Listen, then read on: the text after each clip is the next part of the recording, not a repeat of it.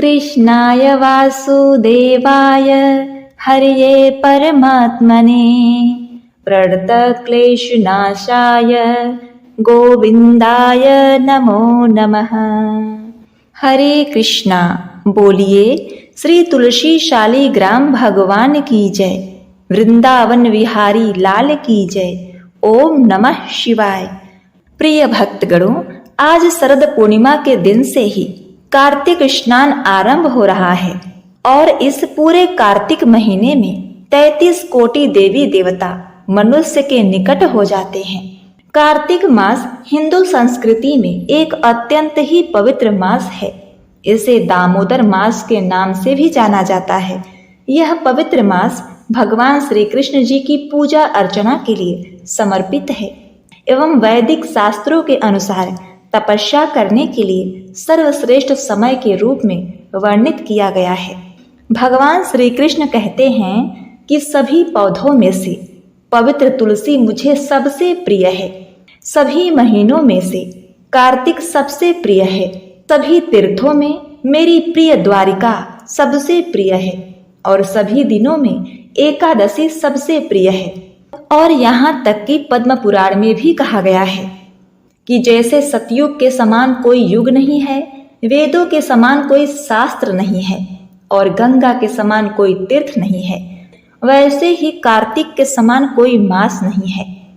स्कंद पुराण में कहा गया है कि जो भक्तगण कार्तिक मास के दौरान पूर्ण भक्ति भाव से तुलसी जी की सेवा करते हैं और भगवान श्री कृष्ण जी के गाथा और कथाओं को श्रवण करते हैं, कार्तिक मास में भक्त उपवास करते हैं, दामोदर स्वरूप श्री कृष्ण जी की पूजा घी के दीपक से करते हैं, भजन कीर्तन करते हैं, दामोदर लीला का महिमा मंडन करते हैं, मंत्रों का जाप करते हैं और कार्तिक मास महात्म को सुनते हैं और पवित्र नदियों में स्नान करते हैं, उन्हें सभी प्रकार के सुख प्राप्त होते हैं।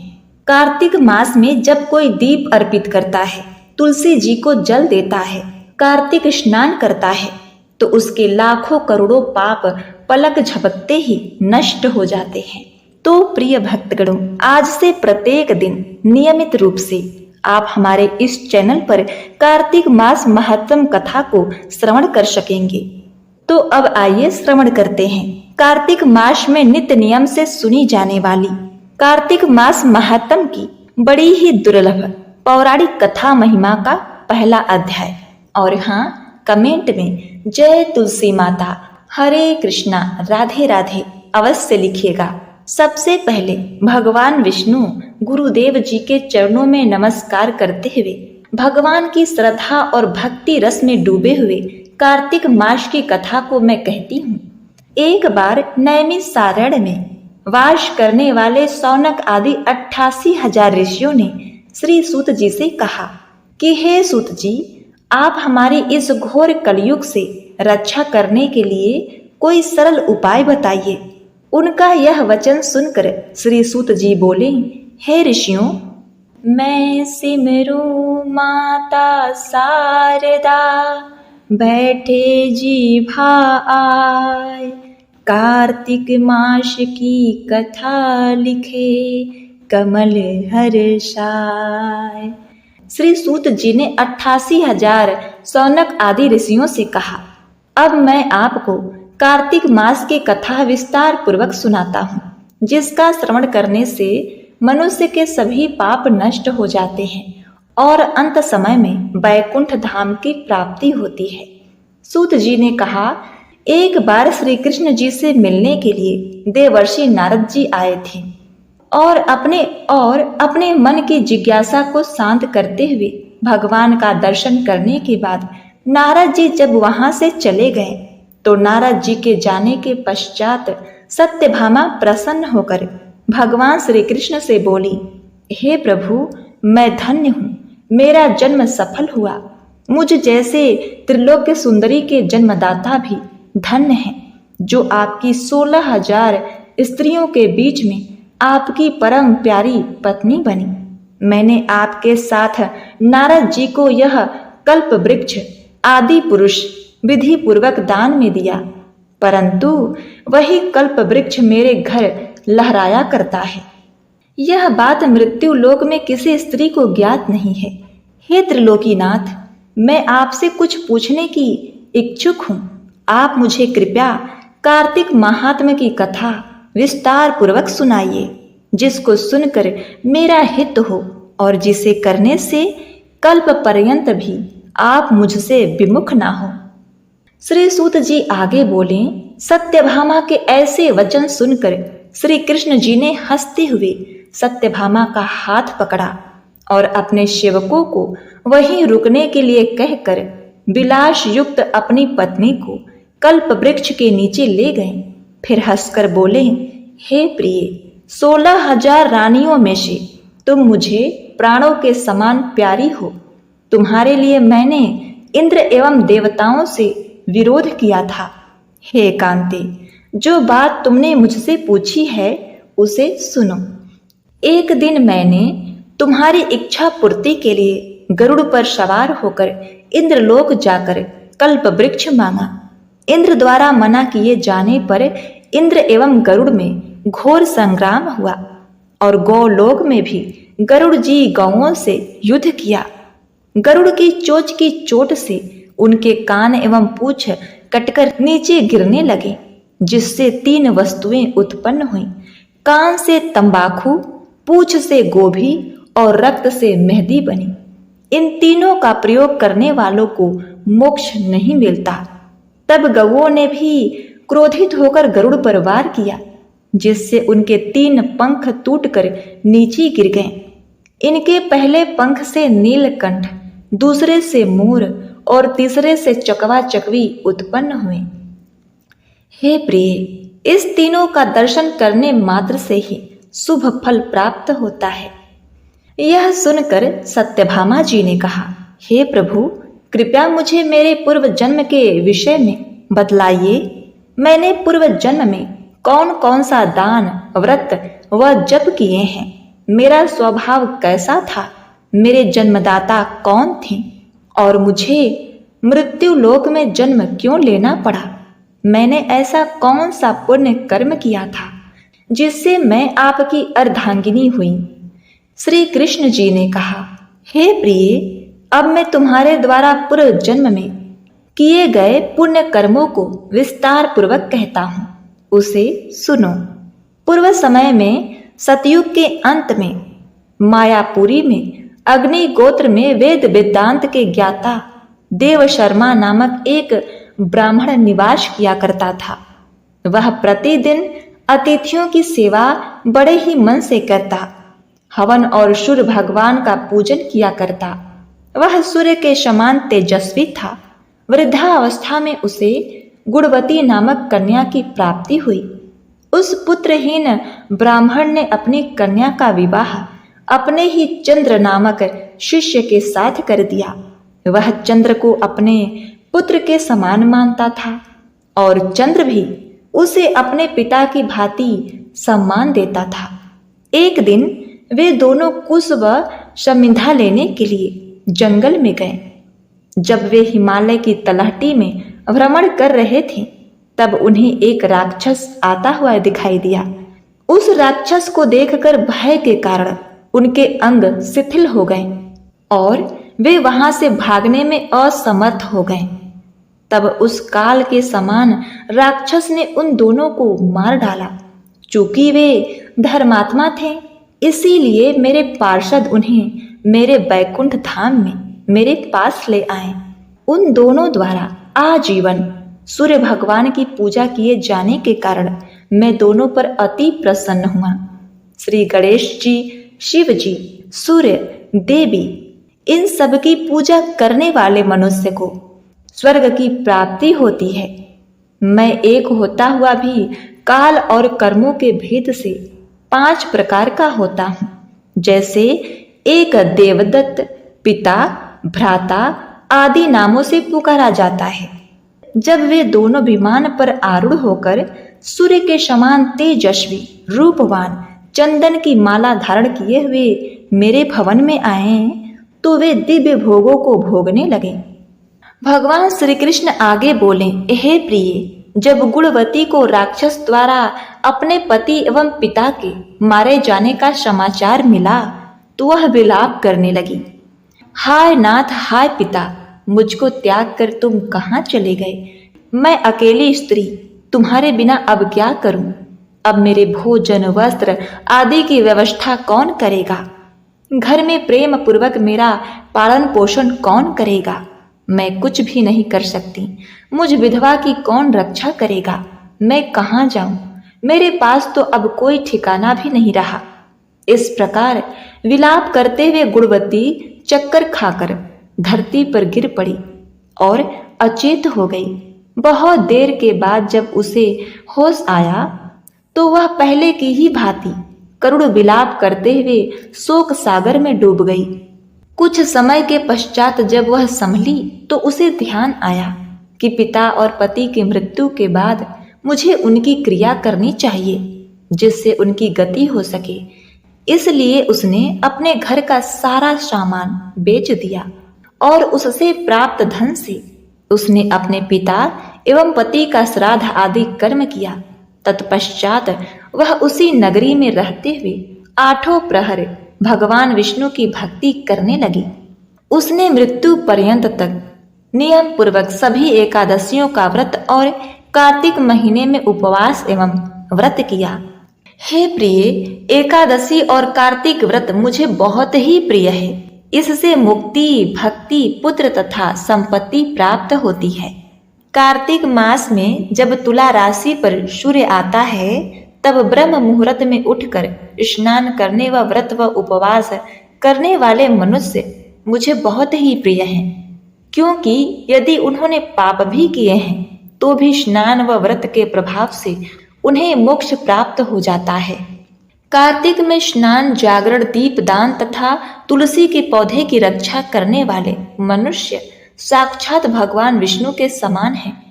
कार्तिक मास में मंदिर में झाड़ू लगाने वाले, स्वास्तिक बनाने वाले तथा भगवान विष्णु की पूजा करने वाले मनुष्य जन्म मरण के चक्कर से छुटकारा पा जाते हैं। यह सुनकर गुणवती भी प्रतिवर्ष श्रद्धा पूर्वक कार्तिक का व्रत और भगवान विष्णु की पूजा करने लगी। हे प्रिय, एक बार उसे ज्वर हो गया और वह बहुत ही कमजोर भी हो गई। फिर भी वह किसी प्रकार गंगा स्नान के लिए चली गई। गंगा तक तो वह पहुंच गई, परंतु शीत के कारण वह बुरी तरह से कांप रही थी। इस कारण वह शिथिल हो गई। तब मेरे दूत उसे मेरे धाम में ले आए। तत्पश्चात ब्रह्मा आदि देवताओं की प्रार्थना पर जब मैंने कृष्ण का अवतार लिया तो मेरे गण भी मेरे साथ इस पृथ्वी पर आए, जो इस समय यादव हैं। तुम्हारे पिता पूर्व जन्म में देव शर्मा थे तो इस समय 17 जीत हैं। पूर्व जन्म में चंद्र शर्मा जो तुम्हारा पति था वह डाकू है।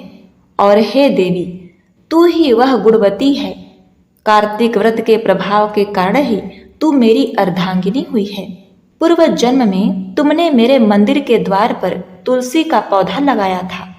इस समय वह तेरे महल के आंगन में कल्प वृक्ष के रूप में विद्यमान है।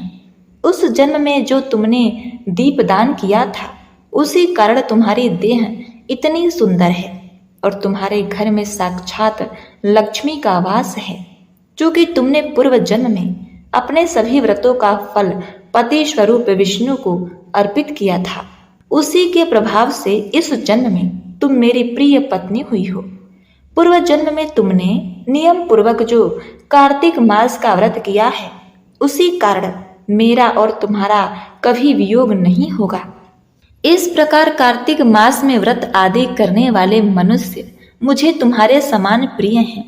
दूसरे जप तप यज्ञ दान आदि करने से प्राप्त फल कार्तिक मास में किए गए व्रत के फल से बहुत थोड़ा होता है, अर्थात कार्तिक मास के व्रतों का 16वां भाग भी नहीं होता। इस प्रकार सत्यभामा भगवान श्री कृष्ण के मुख से अपने पूर्व जन्म के पुण्य का प्रभाव सुनकर बहुत प्रसन्न हुई।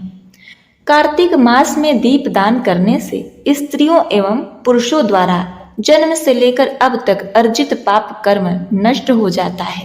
इस विषय में प्राचीन कथा बहुत ही महत्वपूर्ण है। प्राचीन काल में द्रविड़ देश में बुद्ध नामक एक ब्राह्मण निवास करता था। उसकी स्त्री बहुत ही दुष्टा और दुराचारणी थी। उसके संग दोष से पति की आयु क्षीण होकर वह मृत्यु को प्राप्त हो गया। पति की मृत्यु के पश्चात भी वह स्त्री उसी दृढ़ कार्य में लगी रही। लोक निंदा से उसे तनिक भी लज्जा नहीं आती थी। उसका न तो कोई पुत्र था और न ही भाई। वह सदैव भिक्षा से प्राप्त अन्न को ही ग्रहण करती थी। वह अपने हाथ से बनाए हुए शुद्ध भोजन को भी न खाकर मांग कर लाए गए बासी भोजन को ही करती थी। वह तीर्थ यात्रा से भी सदा दूर रहती थी और न कभी उसने मंदिर आदि में जाकर कथा प्रवचन ही सुना था। एक दिन कुत्स नामक एक विद्वान ब्राह्मण भ्रमण करता हुआ वहां आया। उस ब्राह्मणी को निंदित कर्मों में लिप्त देखकर उसने पूछा, ओ मूर्ख स्त्री, तू मेरी बात ध्यान पूर्वक सुन। यह शरीर पानी के बुलबुले की भांति है। एक दिन इसका नष्ट होना निश्चित है। तू इस अनित्य शरीर को नित्य मानती है तो अपने मन में बैठे इस मोह का तू विचार पूर्वक त्याग कर दे। सबसे श्रेष्ठ देवता भगवान विष्णु का चिंतन कर और उन्हीं की लीला कथा को आदर पूर्वक सुन। कार्तिक मास आने पर भगवान दामोदर को प्रसन्न करने के लिए स्नान दान आदि करके दीप दान दे। भगवान विष्णु की परिक्रमा करें, उन्हें प्रणाम कर। यह व्रत विधवा और सौभाग्यवती सभी स्त्रियों के करने योग्य है। इससे समस्त पापों एवं उपद्रव शांत हो जाता है। तू मेरी बात मानकर निश्चित ही दीप दान कर। इससे तू निश्चित रूप से भगवान विष्णु की कृपा प्राप्त करेगी। इस प्रकार कहकर वह कुत्स ब्राह्मण चला गया। अब उस दुराचारणी ब्राह्मणी ने भी पश्चाताप करते हुए यह निर्णय लिया कि वह कार्तिक मास में व्रत अवश्य करेगी। कार्तिक मास आने पर उसने पूरे माह प्रातः काल सूर्योदय काल में स्नान और दीपदान किया। कुछ समय पश्चात आयु समाप्त होने पर वह मृत्यु को प्राप्त हुई और वह स्वर्ग लोक में गई। समयानुसार वह मुक्ति को भी प्राप्त हो गई। जो मनुष्य कार्तिक व्रत में तत्पर होकर दीपदान के इस इतिहास का श्रवण करते हैं एवं दीपदान करते हैं तो उसे अवश्य ही मोक्ष की प्राप्ति होती है। तो बोलिए ओम नमो भगवते वासुदेवाय नमः। हरे कृष्णा। प्रिय भक्तगणों, आइए अब अंत में श्रवण करते हैं कार्तिक स्नान की कथा महिमा। बहुत समय पहले एक गांव में एक बूढ़ी महिला रहा करती थी। वह बहुत ही धर्म पुण्य करती थी। एक बार कार्तिक का महीना आया तो बूढ़ी महिला ने अपने बेटे से कहा कि मुझे कार्तिक नहाने हरिद्वार जाना है। बेटा बोला, माँ, हरिद्वार में बहुत ठंड है, तुमसे इतनी ठंड सहन नहीं हो पाएगी। माँ बोली, कार्तिक के महीने में गंगा स्नान से बहुत पुण्य मिलता है। बेटे ने अपनी पत्नी से कहा कि माँ के लिए रास्ते में खाने के लिए थोड़े से लड्डू और टिक्का बना दो। बेटा माँ को लेकर हरिद्वार चला गया और पास पड़ोस वालों को कहा कि मेरी माँ का ध्यान रखिएगा। वह बूढ़ी महिला रोज सुबह 4 बजे उठकर गंगा नहाती, तुलसी जी की पूजा करती, कथा सुनती, भजन कीर्तन करती। सारा दिन ऐसे ही नित्य नियम में बीत जाया करता था। अब 1 महीना पूरे होने को आया तो अंतिम 4 दिन बचे थे कि एक रात किसी ने दरवाजा खटखटाया और बोला, माँ, दरवाजा खोलो। बुढ़िया माई ने पूछा, तुम कौन हो? उसने कहा, मेरा नाम सावन है। माँ, मुझे बहुत भूख लगी है, कुछ खाने को दे दो। बूढ़ी अम्मा ने कहा, यह एक लड्डू टिक्का लो, तुम खा लो। वह लड्डू टिक्का निकाल कर खाने लगा। उसने झोपड़ी पर एक लात मारी तो उसका एक कोना सोने का हो गया। दूसरे दिन आया भादवा। बूढ़ी अम्मा ने पूछा, तू कौन है? तो उसने कहा कि मैं भादवा। वो भी बोला, माँ, मैं बहुत भूखा हूँ। बूढ़ी अम्मा बोली, एक लड्डू टिक्का निकाल के खा ले। उसने भी जाते समय एक लात मारी, आधी झोपड़ी सोने की हो गई। तीसरे दिन आया अश्विन माह। तो बुढ़िया माई ने पूछा, तू कौन है? तो उसने कहा कि मैं अश्विन माह हूँ, इसमें पितरों के दिन आते हैं, दुर्गा पूजा आता है। वो बोला माँ मैं बहुत भूखा हूँ। बूढ़ी अम्मा बोली, तू भी एक लड्डू खा ले। उसने भी जाते समय एक लात मारी। झोपड़ी के तीसरे हिस्से सोने के हो गए। चौथे दिन आया कार्तिक मास। उसने कहा, माँ दरवाजा खोल। माँ ने पूछा, तू कौन है? तो कार्तिक ने कहा कि मैं कार्तिक मास हूँ, मैं इतनी देर से हरिद्वार आई हूँ। वो भी बोला, माँ भूख लगी है। बूढ़ी अम्मा ने कार्तिक को भी एक लड्डू और एक टिक्का खाने के लिए दिया और कार्तिक ने जाते समय उन्हें आशीर्वाद दिया और लात मारी तो पूरी झोपड़ी सोने को हो गई। अब बूढ़ी अम्मा का बेटा उसे देखने आया तो वहां सोने की झोपड़ी देखकर पड़ोसियों से पूछा कि यहाँ अपनी माँ को छोड़कर गया था, वो कहाँ गई? पड़ोसी बोले, इस सोने की झोपड़ी में तेरी माँ है। बेटे ने अंदर जाकर देखा तो माँ सुखपूर्वक बैठी थी। जितना सोना बेटे से उठा उसने बोरे में भर लिया और बाकी को वही ब्राह्मण भोज और गरीबों में बांट दिया।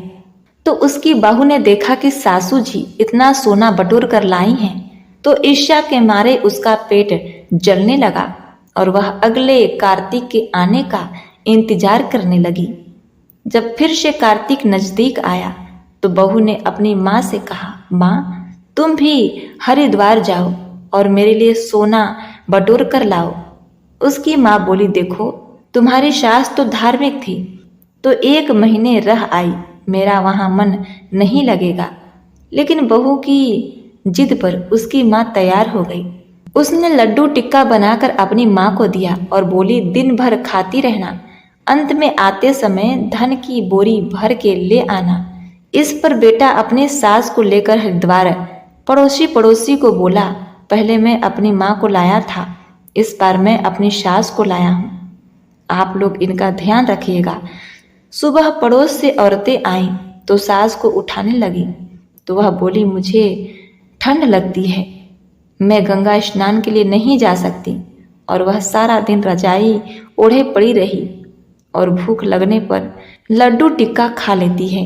इसी तरह पूरा महीना बीत गया।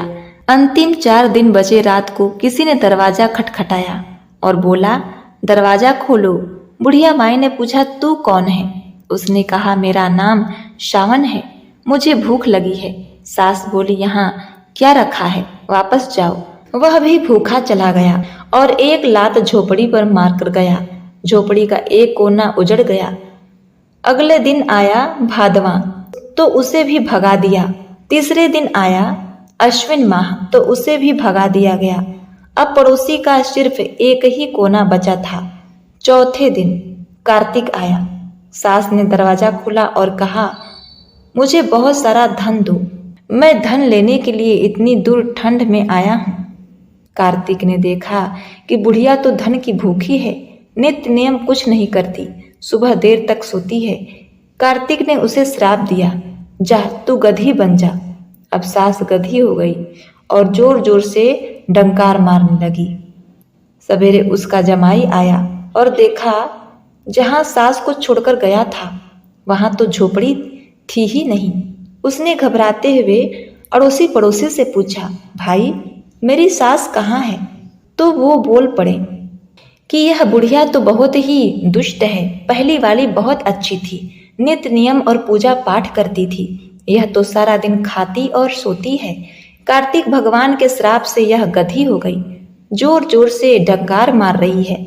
उसने अपनी सास को बोरे में भरा और गांव पहुंच गया। घर पर पहुंचा तो पत्नी ने सोचा, बोरे में धन है, मेरी माँ आती होगी। बहुत देर हो गई, माँ नहीं आई तो उसने अपने पति से पूछा, माँ कहाँ है? पति ने कहा, तुम्हारी माँ इस बोरे में है। ऐसा कहकर उसने सारी बात अपनी पत्नी को बताई। पत्नी ने पंडित को बुलाया और पूछा, यह क्या हो गया? पंडित ने कहा, तुम्हारी माँ को कार्तिक का दोष लगा है। अगर किसी नित्य नियम वाली औरत की नहाए हुए पानी से नहला दो और नित्य नियम सुनाओ, तभी यह गधे से इंसान बनेगी। बहू ने अपने सास से पूछा, क्या आप अपना नहाया हुआ पानी देंगी?